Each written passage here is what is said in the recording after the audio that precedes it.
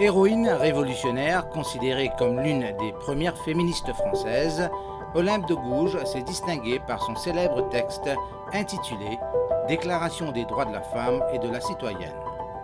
Née le 7 mai 1748 à Montauban sous le nom de Marie Gouze, Olympe de Gouges épouse un certain Louis Aubry en 1765, mais se retrouve veuve peu de temps après.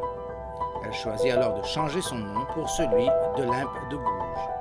Avide de liberté et de célébrité, elle se rend à Paris avec son petit garçon et rédige ses premiers textes.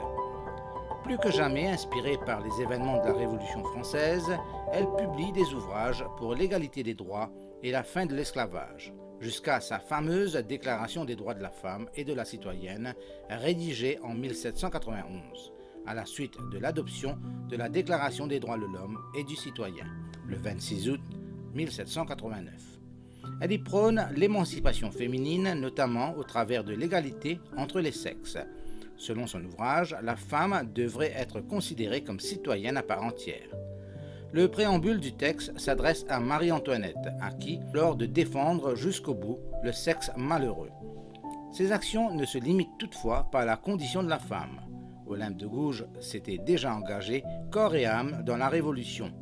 Elle soutiendra également les Girondins au travers de ses écrits et ira jusqu'à défendre le roi Louis XVI.